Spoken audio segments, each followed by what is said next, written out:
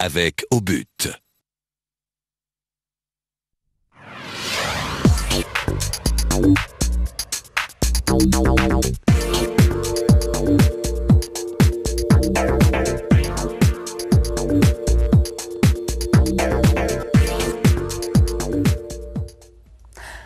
Vous êtes des millions tous les ans à taquiner le cochonnet, comme on dit chez les amateurs de boules ou encore de pétanque, comme vous voulez. Et bien là, je vous propose quelques pointures à l'occasion des Masters de pétanque. En route vers la finale, c'est à Limoges, avec Daniel Auclair en maître de cérémonie, qui nous dévoile trois innovations. Allons-y. Limoges, capitale mondiale de la porcelaine, et sa célèbre gare des Bénédictins classée monument historique, l'une des plus belles gares d'Europe. Bienvenue dans la patrie d'Auguste Renoir, peintre impressionniste du 19e siècle. Bonjour, nous sommes au Boulodrome de Limoges pour vivre l'épilogue des Masters de pétanque 2004. Les Masters, c'est en quelque sorte un Tour de France à 8 étapes réunissant les meilleurs joueurs français. Avant d'entrer dans le détail des demi et de la finale, retour sur cette saga estivale qui a débuté fin juin. Les cartes postales avec la présentation de tous les lauréats direction le sud de la France. Canet-en-Roussillon, cité balnéaire, et son église de Saint-Jacques datant du XIVe siècle. Pour cette première escale, les franciliens Choupet, Loy et Sirot ont ouvert le bal. 7. La petite Venise du Languedoc, dans la ville de Georges Brassens et Paul Valéry. Les champions du monde, Quintet, Suchot, Lacroix, ont brillé de 1000 éclats.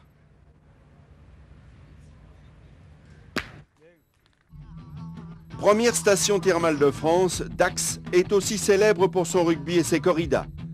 La triplette Sisto, Radnik, Cargolès a su prendre le taureau par les cornes.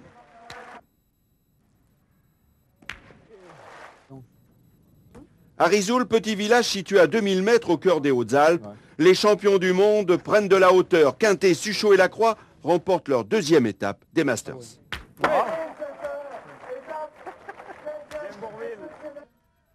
À Nice, il y a le ciel, le soleil et la mer. Mais parfois, dans ce coin de paradis, on sort son parapluie. Entre deux ondées, Hureau, le Boursicot et l'Amour ont été les plus brillants. Petit port de Loire-Atlantique, Pornichet est essentiellement tourné vers la plaisance et la thalasso. L'occasion pour Fasino, Le Dantec et Webel d'afficher la grande forme. Oh, magnifique. Village traditionnel de pêcheurs, Palavas-les-Flots baigne dans la Méditerranée aux portes de la Camargue. Le Boursicot, Hureau et Rocher sont arrivés à bon port pour décrocher in extremis leur qualification pour Limoges.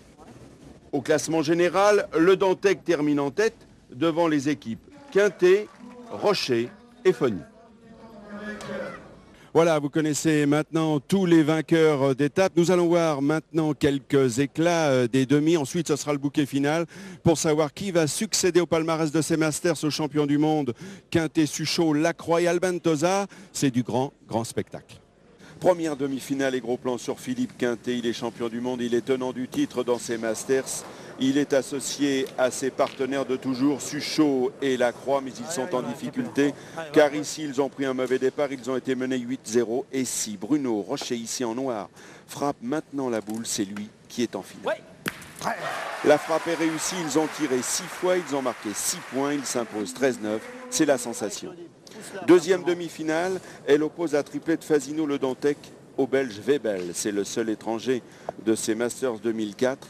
C'est un maître artificier. Il a été vice-champion du monde de tir en 2000 et 2003. Et ici, pour cette dernière frappe, il fait exploser la salle. Un carreau et une qualification. La finale opposera donc la triplette Le Boursicot, l'Amour Rocher à Webel, Fasino, Le Dantec.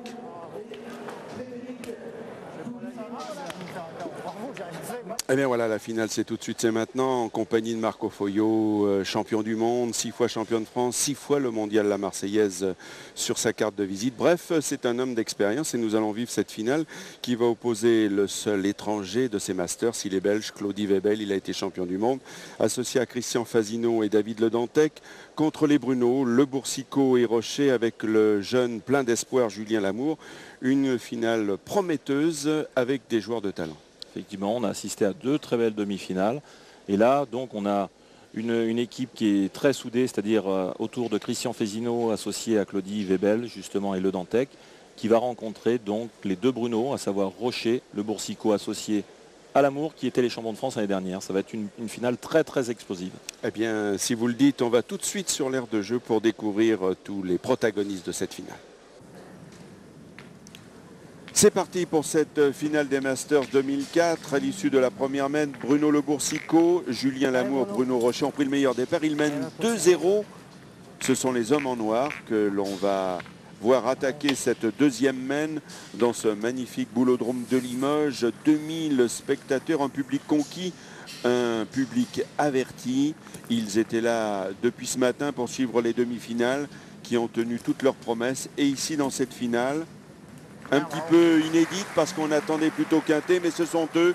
Ils sont la surprise de ces Masters. Ils ont obtenu in extremis leur qualification à Palavas-les-Flots. Et vous voyez comme quoi c'est ça le charme du sport. Ils sont en finale face à Fasino, Webel et Le Dantec. On va découvrir tous les acteurs de cette finale tout de suite. Claudie Webel, c'est le seul étranger de ces Masters 2004. C'est un maître artificier, il a été vice-champion du monde en 2 tirs en 2000 et 2003. Champion du monde avec l'équipe de Belgique composée de Lozano et Mon. Et Michel Van Campenhout. Des joueurs de réputation internationale. Et ça commence bien avec un joli carreau. Et on retrouve Bruno Rocher, 35 ans. C'est sa première participation à un Master, c'est le moins que l'on puisse dire. Il est en réussite puisqu'il est en finale. Et il pointe sur un terrain difficile parce que Marco Foglio, il faut le rappeler, le terrain il semble facile, il semble simple et pourtant il n'y a que des cailloux, que des difficultés. Bon, il a été très très bien conçu justement par Daniel Voisin qui fait partie donc bien sûr de Limoges et qui lui-même a été plusieurs fois champion du monde. Il nous a fait un terrain très très difficile. On peut voir justement des pierres, des bosses et les joueurs sont condamnés à envoyer les boules. Bref, un terrain très technique. Très technique.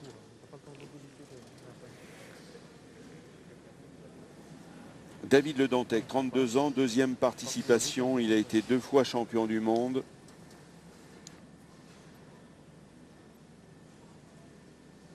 Il fait partie des meilleurs pointeurs français. Effectivement.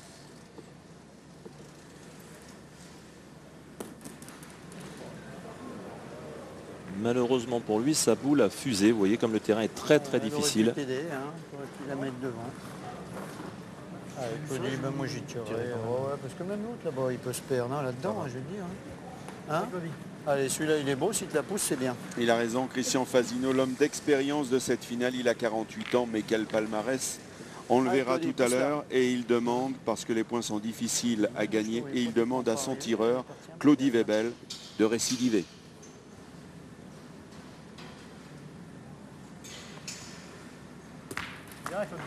Bien tiré. La mène se passe entre 10,50 m et 11 mètres. Il y a eu un déplacement de bouchon là. Il engage bien sa partie, Claudie. Et c'est vrai que son souhait, c'est de devenir champion du monde de tir la semaine prochaine à Grenoble. Puisque lui-même a perdu 2 fois en finale contre Philippe Quintet. 2 fois vice-champion du monde de tir. Alors découvrons tous les acteurs de cette finale des Masters 2004. Ce jeune garçon, c'est le Benjamin de cette finale. Il a 22 ans, Julien Lamour. Il fait partie de l'équipe de France Espoir. Et il est même suppléant avec les grands cette année pour Grenoble. Effectivement, il a raté sa sélection pour pas grand-chose. Alors qu'il avait sa place. Et actuellement, il explose complètement au niveau de la pétanque française. Ah, vous avez entreaperçu un chronomètre, ce sont les nouveautés, il y a des innovations, c'est au stade expérimental, il y en a 3, on va vous en parler dans cette finale. Et notamment, eh bien, pour jouer, on est chronométré, on a droit à 1 minute. C'est ce qui explique que vous voyez le compteur qui tourne en haut et à gauche de votre écran. Bravo. Effectivement, c'est une nouveauté, Daniel. Et c'est une très très belle initiative justement pour ce master. Parce que bon, le règlement dit qu'il faut jouer en 1 minute. Et là, on le fait véritablement avec un chronomètre. C'est très très très très intéressant. Et il faut dire que justement on a vu une grande première depuis que l'on a instauré ce système. Eh bien Philippe Quintet, Sa Majesté Quintet, le champion du monde, le plus beau palmarès au niveau mondial, eh bien s'est fait piéger. Il y a eu la sonnerie, il y a eu le bip et il a dû abandonner une boule. Effectivement, et sur la main, ils ont perdu 2 points. Christian Fasino. Avec un carreau, Christian Fasino, je vous l'ai dit, 4 fois champion du monde. Lui, c'est la plus belle carte de visite des joueurs de boules. 11 fois champion de France, 6 titres en tête-à-tête, 1 titre en doublette, 4 en triplette. Il a tout gagné, sauf la Marseillaise, mais ça c'est le territoire de Marco Foyot et peut-être l'année prochaine ils joueront ensemble. Ça semble être dans l'air du temps. On aura l'occasion d'en reparler. Bruno Le Boursicot, 26 ans, vice-champion du monde 2003. Il a donc pris sa revanche sur Quintet en demi-finale. Oh là, exceptionnel ce Bruno Le Boursicot. Envoyer une boule comme ça en finale d'un master, là il envoie pratiquement à 10 mètres. Hein. Et regardez ce geste magnifique. C'est d'autant plus difficile qu'il fait le tireur en tête et il pointe très peu.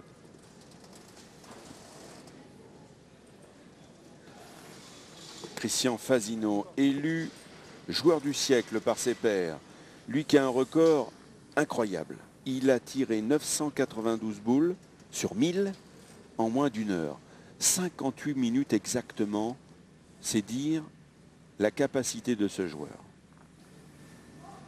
Et il se double, hein, bravo. Hein. Belle Il sait hein. tout faire. Ah bah oui.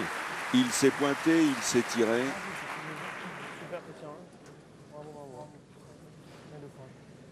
Mais de toute façon, je pense que s'il veut gagner cette finale, il sera obligé de tirer beaucoup plus parce que ce terrain n'est pas son terrain de prédilection. C'est un garçon qui lise très bien les boules, joue en demi-donnée. Alors que des joueurs justement comme Bruno Rocher, Le Dantec, Michel Loy.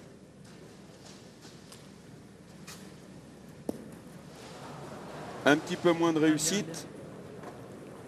Évidemment, quand on plombe les boules comme ça, il faut savoir les tenir en bain.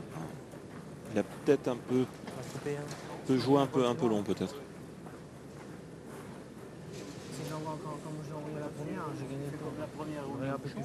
David Le Dantec, le pointeur, va tirer. Magnifique. Et ça n'était pas évident parce que bien, vous l'avez bien compris, en triplette, chacun a son rôle. Il y a un tireur, il y a un milieu qui pointe et qui tire. Mais le pointeur le plus clair de son temps pointe. Et cette fois-ci, eh bien, on a changé un peu les rôles. Il a une boule à frapper et il a bien tapé. David Le Dantec, c'est pareil. Actuellement, il est revenu à son niveau. Il a passé 1 an ou 2 où il était un petit peu en dessous. Il a eu des problèmes de tendinite au poignet. Mais là, il revient vraiment au top. Considérant Bruno Rocher, David Le Dantec, Zanko Ranik, ce sont les meilleurs pointeurs actuellement au monde. À l'issue de la deuxième mène, 2 partout, on attaque la troisième. Troisième mène. Je pense que tu as sur la marque en pointant, mais dès que tu te donnes un peu, que tu laisses le tir à 3 sa première mène. Attends, à la sortie, oui. Et vous voyez, avec les micros à chef, on est au cœur de cette finale. On entend les propos échangés entre partenaires. C'est étonnant parce que Christian Fasino, c'est pas un grand parleur, mais enfin, regardez cette boule. Malheureuse, hein. Très bien envoyée. Seulement, il a frappé sur une pierre et qu'il l'a complètement déviée. Ça, c'est un petit peu la loterie et ce sera ça durant toute cette finale.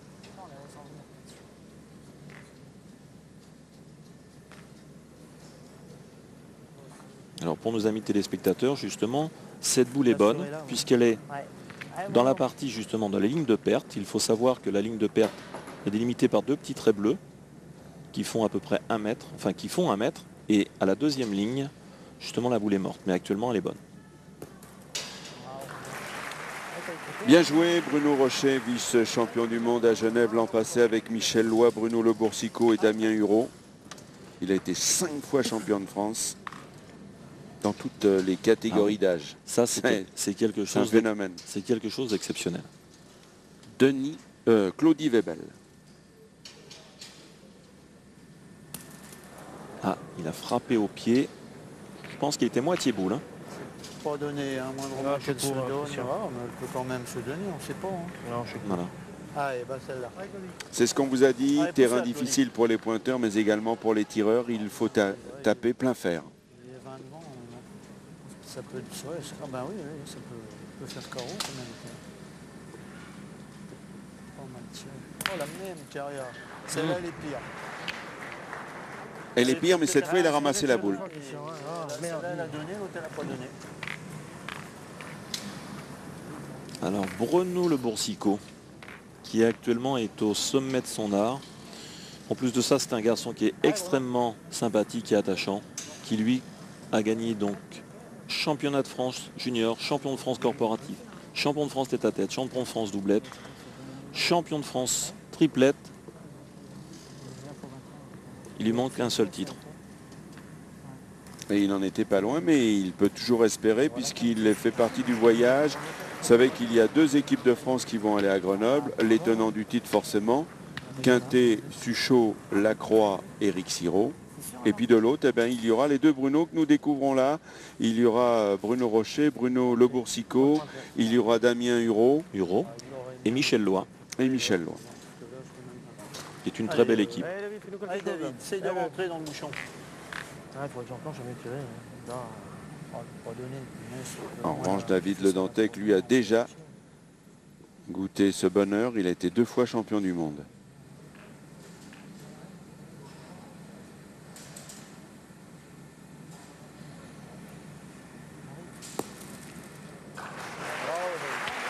Bravo. Bien lancé Elle est bien jouée, sa boule. et elle est bien arrivée.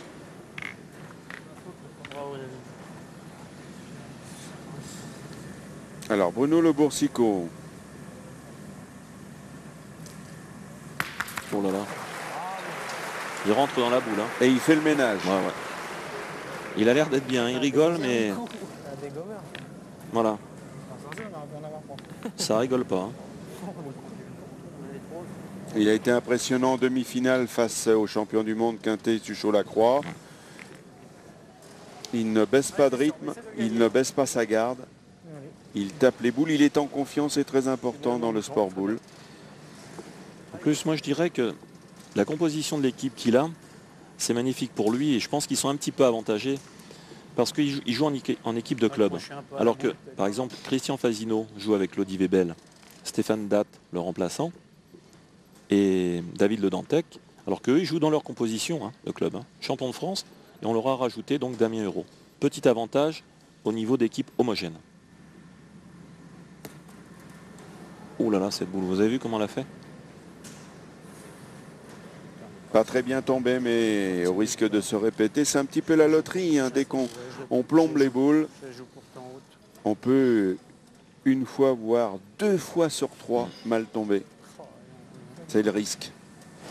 Allez, Christian, joue bien celle-là. Là, il n'est pas la fête, hein, Christian Fasino. Hein. Ce pas des jeux qui lui conviennent. Hein.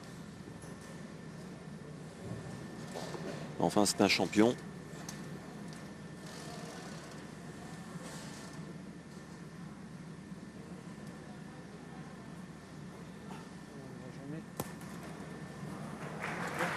Elle n'arrivera jamais, Ouais. mais juste ce qu'il faut. Je pense qu'il était court, effectivement. Je ne voyais pas arriver. Celle-là, je ne voyais pas arriver. Bruno Le Boursicot pour sa 2e boule. Ah, une casquette. Ouais. Et c'est le jeu qui veut ça. On est obligé de tirer à la boule. Hein. Oui, il faut tirer au fer, sinon on l'a vu avec Claudie Webel il y a quelques instants. On peut sauter la boule, il faut taper plein fer, c'est le risque. On fait des casquettes. À 3 mm près, c'était un carreau en place. Donc, messieurs les arbitres vont peut-être venir. Non. Oui, pour vérifier tout ça. Alors, sachez, on va en profiter puisque les joueurs mesurent. Vous savez que lorsque vous faites une partie de boules entre amis ou en compétition, surtout en compétition, Lorsque vous venez de jouer, c'est à vous de mesurer. Ensuite, vous dites ce que vous en pensez. Si l'adversaire n'est pas d'accord, il peut le mesurer ou demander l'arbitrage des arbitres. C'est ce qui se passe maintenant. Alors, ils sont deux dans cette finale. René Lesage, il est arbitre national du comité de la Creuse. C'est lui qui fait son apparition sur l'aire de jeu.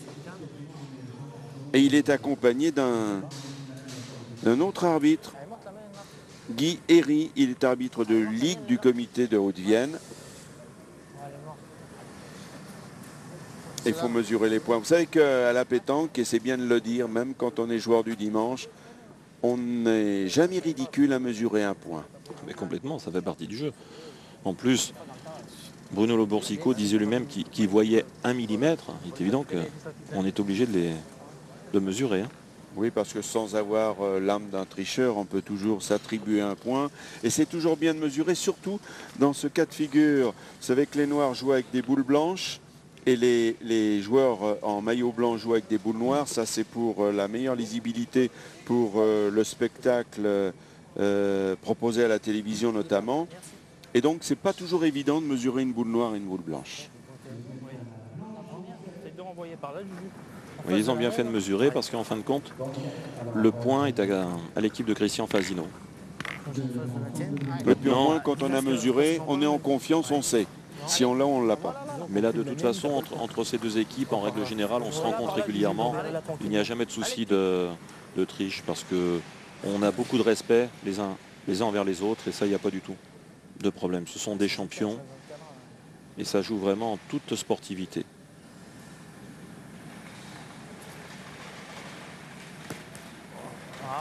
Il a bien joué, Julien. Très très fort. 4e participation au Masters. Et il a déjà sur sa carte de visite un titre au Masters. C'était en 2001 avec Damien et Christian Hureau et Villefroy. C'est un espoir. Il est déjà champion de France triplette, vainqueur du Master. Bravo. Eh bien, il a bien joué 2 fois. Et finalement, Le Boursicot, Lamour, Rocher font un mini break, on va dire ça comme ça, avec 3 points. Ils mènent 5-2 à l'issue de la 3e mène.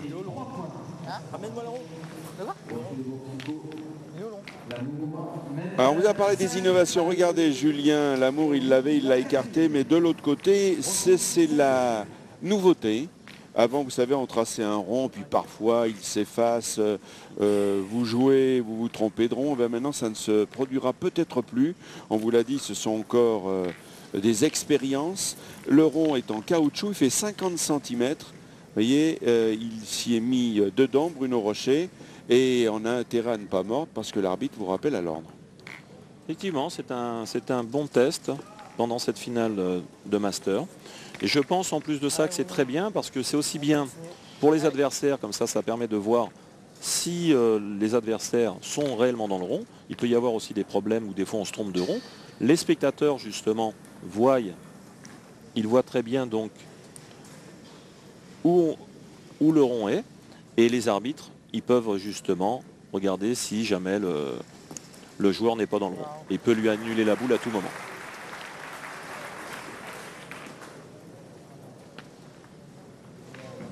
Donc déjà 2 innovations. Le joueur est chronométré, il a 1 minute, sinon il est pénalisé, il perd une boule. Et le rond en caoutchouc.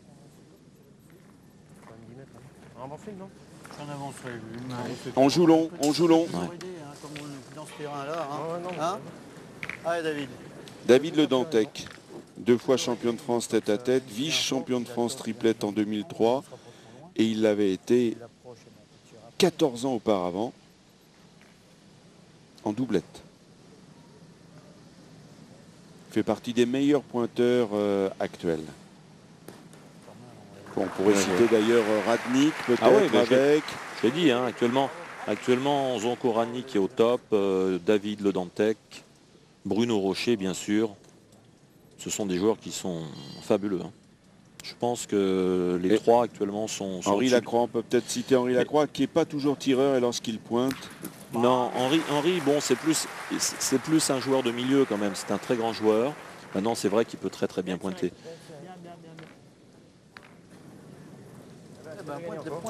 Et Bruno Le Boursicot qui continue ses cadences infernales. C'est le risque en gagnant. Voilà. Allez Fait, David, encore. fait beaucoup de carreaux. Hein. Beaucoup de carreaux. Il faut faire du monde-boule, on fait quoi? David Le Dantec. Beaucoup de concentration, il en faut à la pétanque.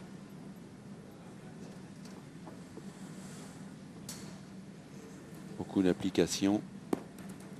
Elle est là. C'est un peu court. Il a joué 2 fois David. Hein. Ils en ont toujours 2. Et pourtant il avait bien joué. Mais elle est dans le jeu. Il est là, Christian. Il est chez eux, Christian. Il y a gros. Oui. Et le chronomètre est reparti, Daniel. Ça défile. Je vais tirer là, non? Oui, je tirer là, Christian. Et oui, vous avez vu la boule là sur ce plan que nous propose François Coquet. La boule, elle fait des sauts de cabri sur ces petits cailloux. Ben non, je veux dire... Allez, Claudie Webel, ah, s'il frappe, 34 ans, il rattrape plus la même. et du talent. Un peu plus de ciseaux. Ça n'est pas passé loin, hein, ça n'est pas passé Ça, les loin. carreaux, il connaît. Allez, ben encore. Allez, Et là, Claudie. vous voyez, donc ils Petit effort, contre-attaquent. essaie Hein. de la pousser encore, Ils n'ont celle-là. pas cherché à regagner le point. Maintenant, ils veulent enlever des points. Bien tiré. Claudie va retirer. Alors, il retire. Ah, ben cette fois, il est un petit peu court. Oula. Il a embarqué le bouchon. La main est noyée. La main est annulée. On reste à 5-2 pour le Boursicot. Donc là, Claudie Webel est tombé sur le bouchon, déboule dans les détails de la noire, les éléments à changer, Rocher mène toujours 5 à 2.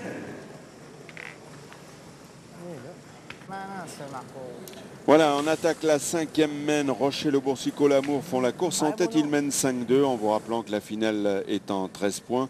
D'ailleurs, tous les concours, toutes les parties sont en 13 points, sauf un seul endroit, la finale des championnats du monde, qui, elle, se joue en 15 points. Et quelle finale.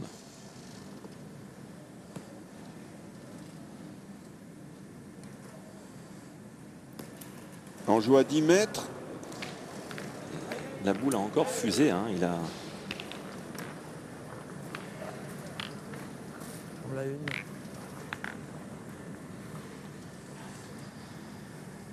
Alors c'est vrai que le fait d'avoir un minuteur, Allez, ça David. pose un petit peu Approche-la. un problème. Par exemple, Christian a besoin de beaucoup de concentration. Christian Fasino, c'est un garçon qui met 2-3 minutes pour jouer. Même David. Hein. Donc ils ont l'habitude de faire des allers-retours et là ils ne peuvent pas le faire. Oui, mais de toute façon, Mais c'est un bien pour la pétanque.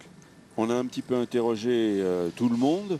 Aujourd'hui, les autres participants, demi-finalistes, finalistes, bon, ça ne fait pas l'unanimité. Il y a peut-être des choses à revoir. Peut-être il faut déclencher le chronomètre un petit peu plus tard ou avoir un petit signal à 10 secondes de l'échéance. Que de temps en temps, le joueur, il regarde le compteur. Alors ça, c'est au détriment de sa concentration. En revanche, Bruno Le Boursicot, lui, n'en manque pas. Il continue, il fait des carreaux comme on enfile des perles. Ah, là, il les empile carrément. Hein. Puis il rentre vraiment dans la boule. Hein. Regardez. Bruno qui est vice-champion de France doublette cette année avec Bruno Rocher à Nevers. Ils ont perdu contre Simon Cortés et Mamo Maraval de Montpellier. Très belle partie. Simon Cortés, lui aussi, qui est un réel espoir de la spécialité. Oula. Ben oui, c'est tout le contraste dont on vous parlait à propos du terrain. Un coup, vous allez au bouchon. Il l'a pas si mal joué que ça. Il l'a bien levé, puis la boule s'enlise. Effectivement, pour les téléspectateurs, ça peut paraître bizarre de voir un point de Bruno Rocher qui est à 1,20 m derrière et la boule de David Le Dantec à 1,50 m courte, mais c'est en fonction du terrain et de la frappe de la boule.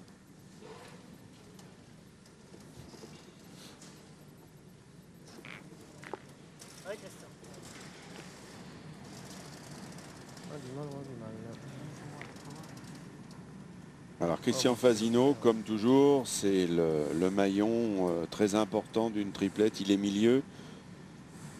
Il faut savoir compenser parfois les faiblesses de son partenaire. Et il y parvient de belle façon. Quasiment une Van Boule.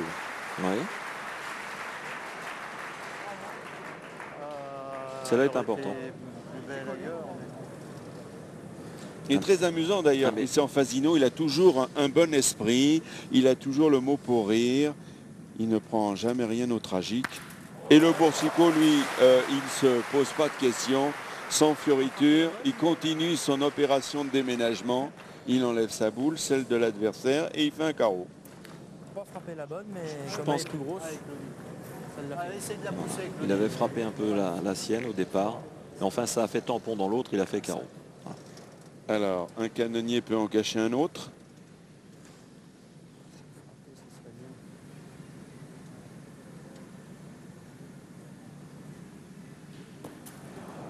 Aïe. C'est son deuxième trou dans cette finale. Je fais pas d'effort, les gars. Oh, il est au pied de la boule pourtant. C'est le terrain. Alors là, Christian Fasino a besoin de bien jouer sa boule. Allez, Christian. Ben, il doit rêver de faire la même chose que lors de sa première boule. Pourquoi pas? Cet homme est capable de tout. Mais là, cette fois, il est de l'autre côté. Ouais. C'est la frappe. Hein. Ça sert à rien. On sert de rien. Je sers de rien. Alors ça, c'est du Fasino dans le texte. Ça sert à rien. Alors Christian, c'est un joueur incroyable. C'est un perfectionniste. Ah oui, il est jamais content. Il fait un petit palais. Si j'avais pu faire carreau, c'est mieux. Il gagne le point. Si j'en bouchonne, c'est encore mieux. C'est du grand Fasino dans le texte. Allez, Claudie. Essaye d'en mettre une autre. Ah, là, ils ont besoin de bien jouer maintenant parce que peut y avoir un petit break. Hein. Alors Denis, lui aussi, obligé de pointer alors qu'il a passé le plus clair de son temps à tirer. Claudie.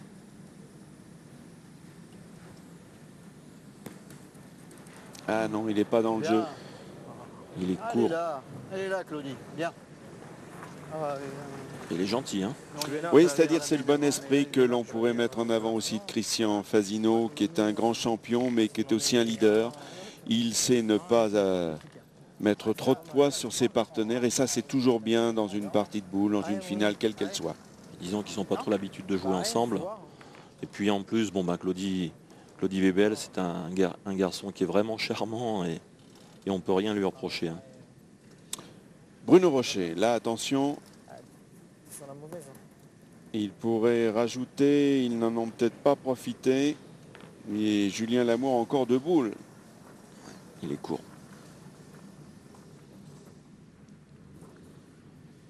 Je sais pas.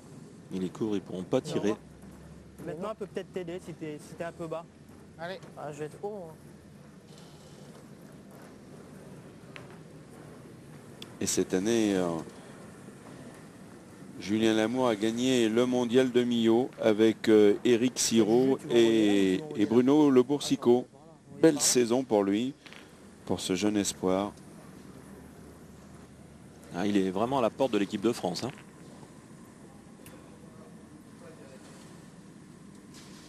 De l'équipe de France senior, puisqu'il fait déjà partie des espoirs.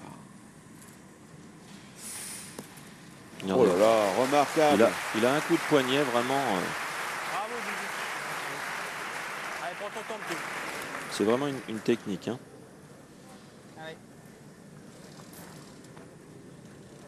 Et c'est un passionné de football. Oui. Il est né à Rennes et vous avez compris que son club, c'est bien sûr le Stade de Rennes. C'est un petit breton.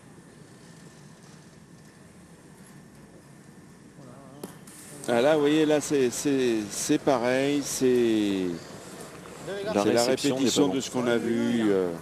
La réception n'est pas bonne. Ça va faire 2 points.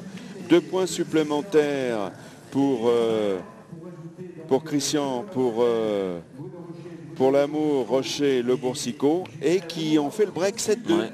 7-2, attention, on le répète, finale en 13. Il faut se méfier, il faut réagir.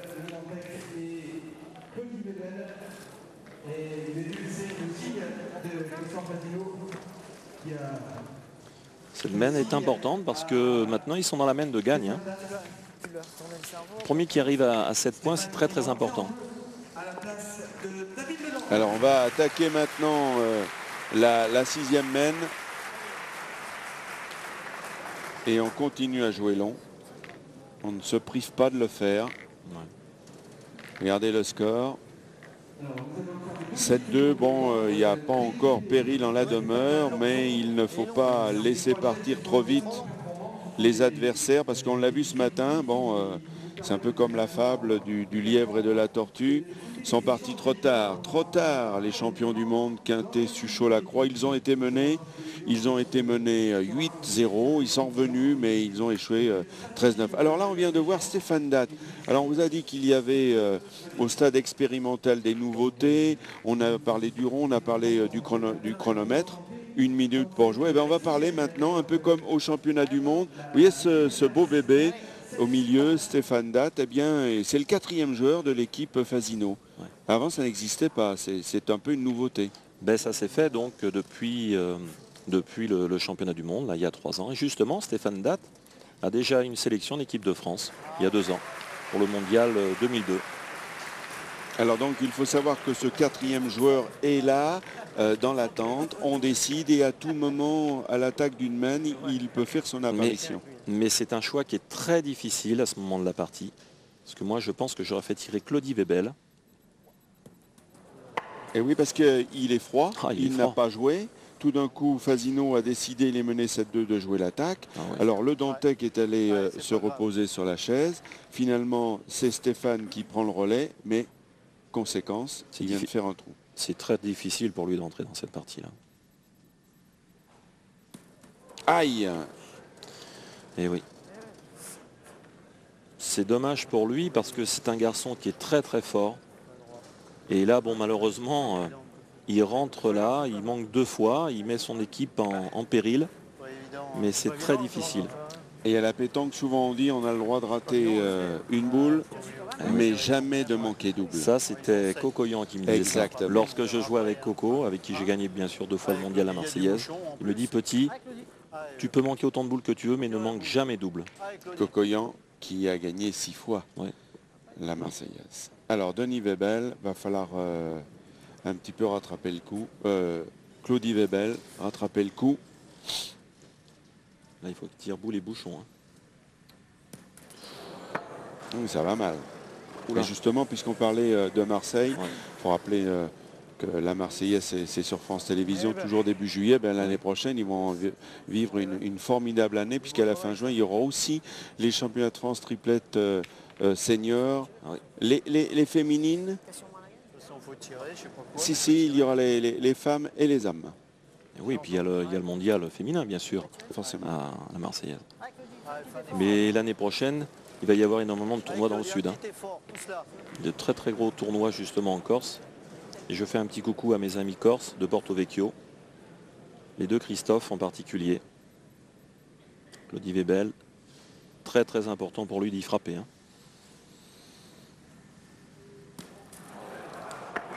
Alors, il devait l'espérer sûrement de tirer boule et bouchon, comme l'on dit, pour annuler la main, parce qu'ils sont en retard de boule, ils sont menés 7-2. Et le bouchon, bah oui, sur ce terrain-là, sur un terrain lisse, il serait parti. Et sur ce terrain caillouteux, il est toujours là. Et oui, on partage tout à fait le dépit de monsieur Christian Fasino. Qu'est-ce qu'on fait? J'arrive à le gagner, on verra. Alors qu'est-ce que vous feriez, Marco Foyot, dans cette situation? Vous êtes mené 7-2, vous n'avez plus que 2 boules et en face il y en a 5. C'est-à-dire qu'il faut très très bien pointer en espérant que le tireur en face manque une boule ou 2, parce que maintenant le bouchon est à 11,50 m. Maintenant, s'il peut avoir un espoir, faire un trou, se cacher dans un trou de boule ou derrière le bouchon. Mais c'est pas facile. Mais enfin, quoi qu'il arrive, il faut absolument gagner le point.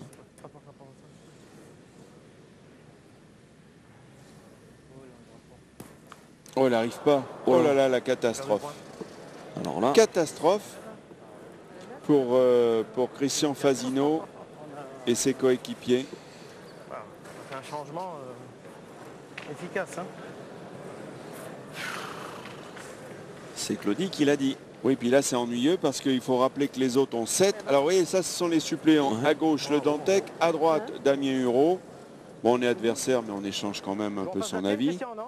Et puis va-t-on assister à une sensation dans cette finale où Christian Fasino faisait figure de favori, quand on pense que le Boursicot, Lamour et Rocher ont arraché in extremis leur qualification à Palavas-les-Faux au détriment de Marco Foyot, il en sait quelque chose. Bien sûr, puisqu'on termine 5e malheureusement. Et ils sont là, peut-être en train de gagner les Masters 2004. Fasino, que va-t-il faire? Il faut qu'il rentre par deux peut-être, non? Eh ben, il vous a entendu, Marco. Il est rentré par deux, ça va forcer l'autre équipe à peut-être changer de tactique, à moins que le Boursicot, qui est un formidable canonnier, en décide autrement. Deux possibilités. On joue gentiment, on fait 4 points, on monte à 11, mais ça ne fait pas gagner. Ou quand on a la force de Bruno Le Boursicot, je crois qu'ils vont envoyer Bruno. Ah, justement, quand on fait de la pétanque de haut niveau, lorsqu'il y a possibilité de gagne, il faut jouer la gagne. Seulement, bon, maintenant, il y a 11 mètres quand même. Hein. Mais il est capable. Hein. Ouh là là. Allez, Bruno Le Boursicot, 3e participation. Et ben voilà, comme d'hab. Oui, puis attendez, très important, il est resté dans le cadre. Vous voyez les deux boules blanches, au milieu une boule noire. S'il vient à taper la boule et il reste dans le cadre, eh bien, ça sera fini. Cette finale sera beaucoup plus courte qu'on pouvait l'imaginer, alors que les demi-finales ont été très disputées. Lui, il aura fait le 1000. S'il fait carreau là, il aura fait le 1000. Attention, on retient son souffle. Et bien regardez, ben voilà François Coquet l'a suivi avec sa caméra là, qui est au pied de l'aire de jeu. Bien, vous voyez, en moins d'une heure, ça a été vite expédié. Victoire surprise sans aucun doute de Bruno Le Boursicot, Julien Lamour, Bruno Rocher. À part Julien Lamour, eh bien, on retrouvera ces deux Bruno au championnat du monde de Grenoble. Et vous voyez, étonnant quand même la victoire. On ne s'attendait pas je crois que à ce qu'il s'impose facilement. Mauvais choix tactique de Christian, malheureusement. Eh bien, bravo. Bravo aux joueurs, bravo aux vainqueurs. Eh bien voilà, vous avez aperçu ce qui était capable des champions dans cette finale des Masters 2004. Je suis entouré des vainqueurs avec les deux Bruno Rocher, Bruno Le Boursicot, Damien Hureau qui est le 4e, on en a beaucoup parlé, et le jeune espoir de l'équipe de France, c'est Julien Lamour. Alors Bruno Le Boursicot, bel artilleur, on l'a vu, mais tout de même une victoire sans aucun doute plus facile que vous pouviez l'imaginer. Oui, c'est clair qu'on n'aurait jamais pensé gagner 13-2 contre cette équipe-là, parce qu'ils étaient en tête des Masters. Nous, on était vraiment derniers. Et c'est vrai que on a augmenté, on a gagné la demi-finale contre Philippe Quintet. Et là, cette finale-là, on a très bien joué. Ils ont joué un tour en dessous. Mais nous, on a joué toutes nos boules et on est très content de cette victoire, quoi. Alors Bruno, au-delà de cette analyse, c'est une formidable répétition pour vous qui allez faire partie de la 2e équipe de France pour les championnats du monde de Grenoble. C'est vrai que c'est une très belle répétition. Bon, c'est vrai que Damien était sur le banc, il m'a laissé la place pour la finale et tout. Mais c'est vrai que on va essayer la semaine prochaine de faire un jeu aussi bien que ça avec Michel Loire et puis pourquoi pas essayer de détrôner Philippe Quintet. Pourquoi pas, vous avez été vice-champion du monde, il vous reste une marche. Voilà, c'était l'épilogue de ces Masters de pétanque 2004. La semaine prochaine, il y aura évidemment un week-end très chargé sur France Télévisions avec la demi-finale de Coupe Davis Espagne-France à Alicante. Mais on essaiera vers 16h35 de vous proposer cette finale des championnats du monde à Grenoble. Merci de nous